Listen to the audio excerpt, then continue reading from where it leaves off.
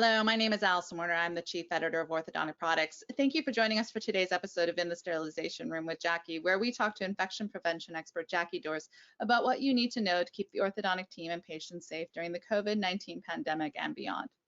For over 30 years, Jackie has been a consultant specializing in instrument sterilization and infection control and prevention in the dental setting.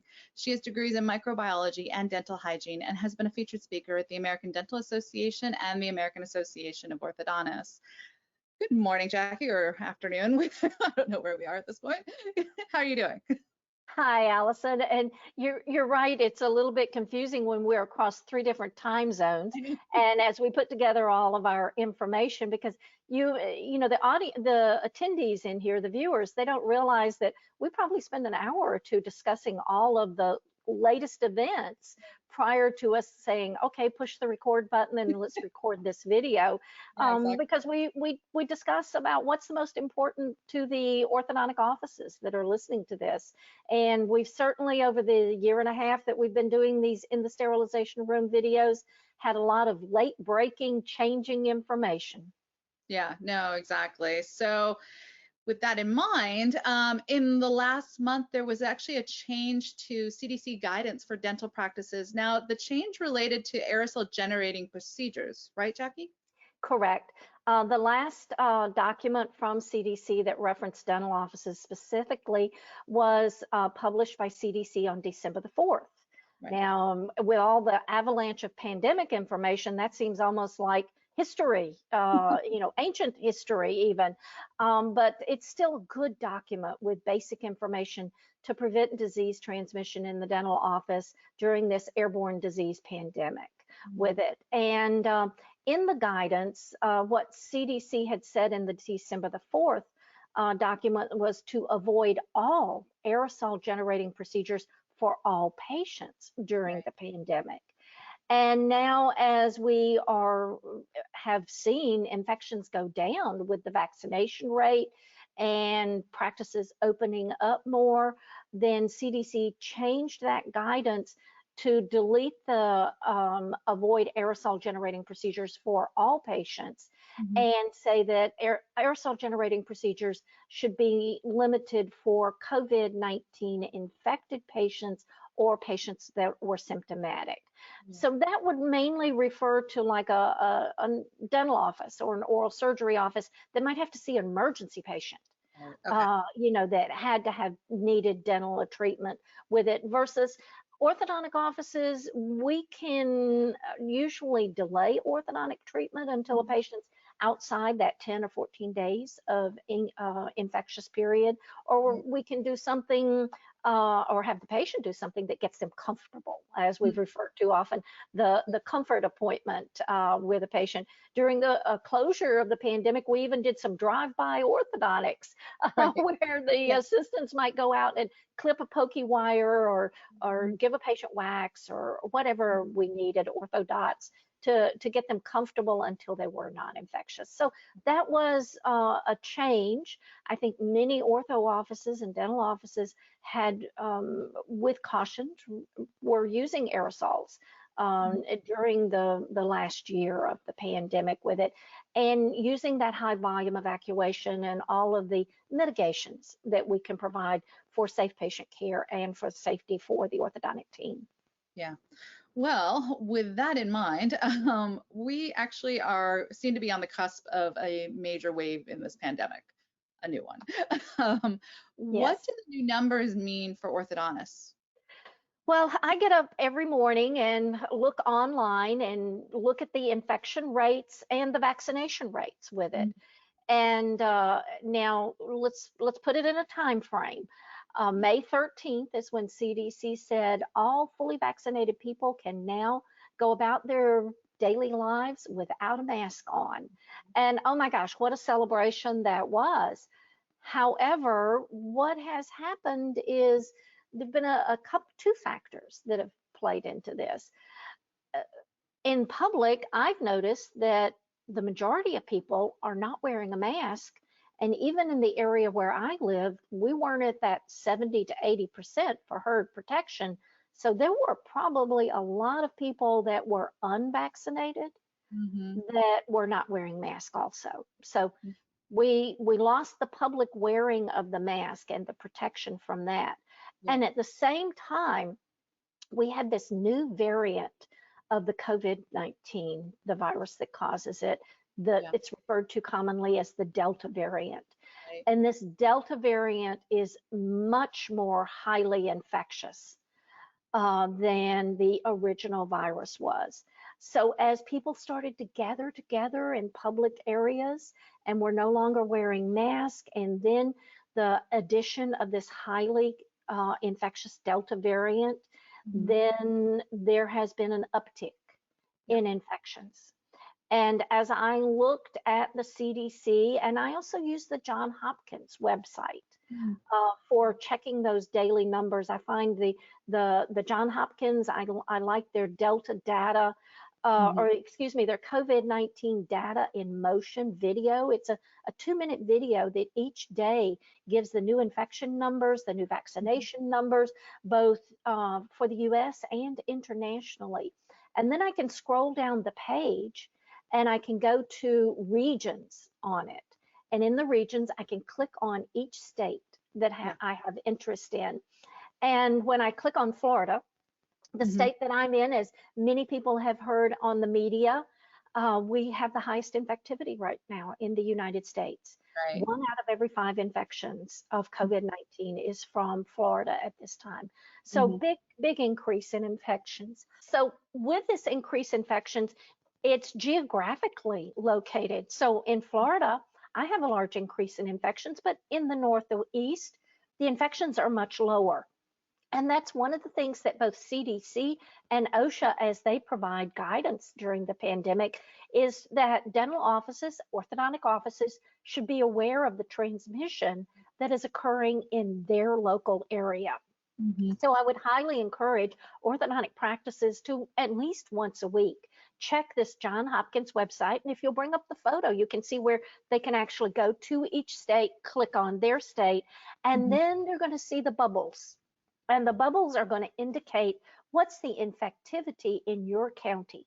Right. And I noticed in the last 3 weeks in my particular county, Nassau County, infections were doubling each day almost during that time. So we do have a large increase.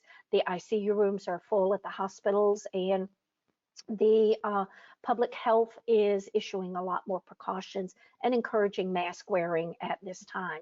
So that gives a good ready resource for orthodontic offices to know what their community transmission is. Yeah.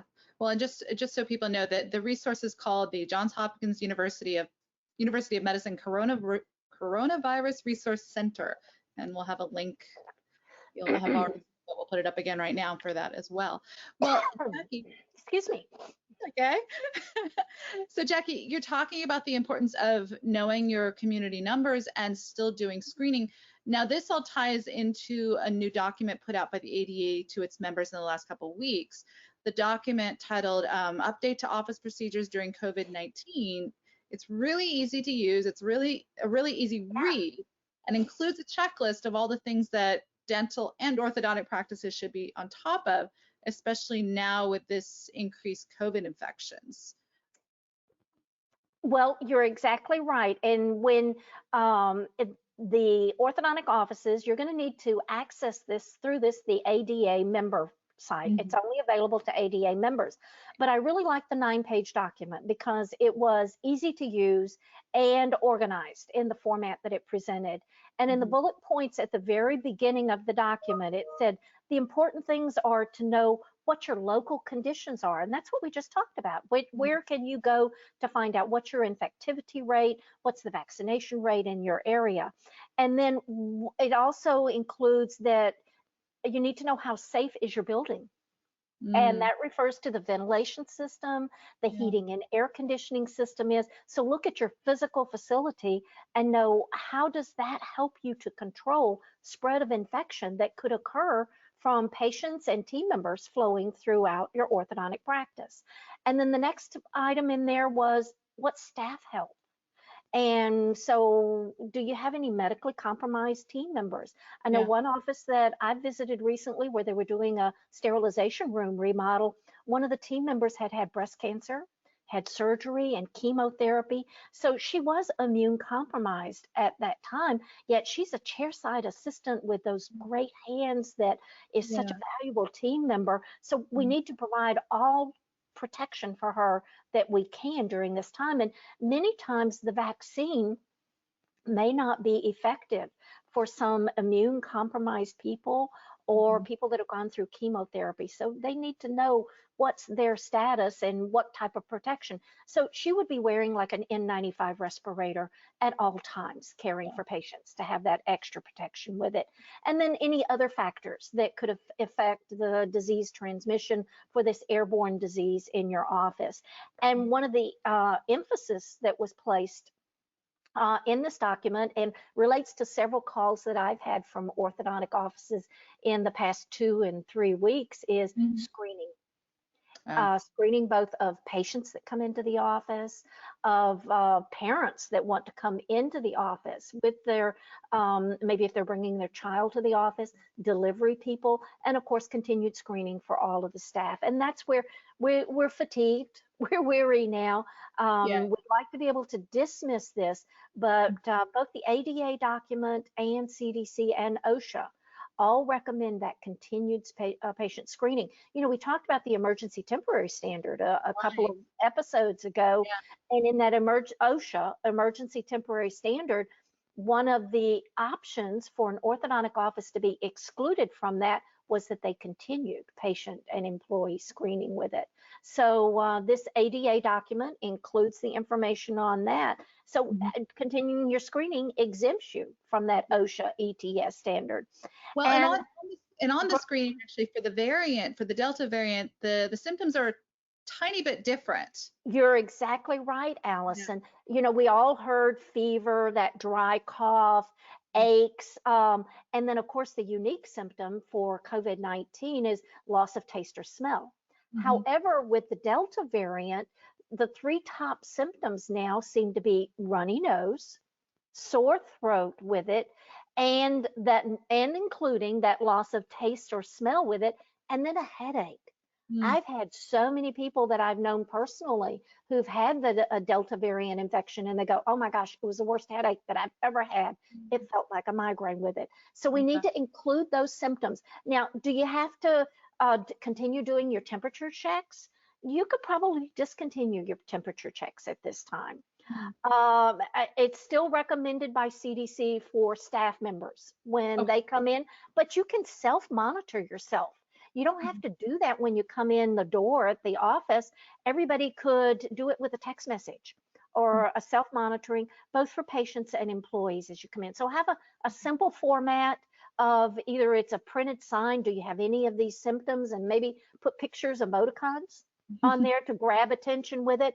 And one of the big challenges that I've seen that is included in this ADA update and the checklist with it is to have everyone mask as they go through the office. That includes the orthodontic patient, any orthodontic parent that comes with it, any delivery people, and the orthodontic staff.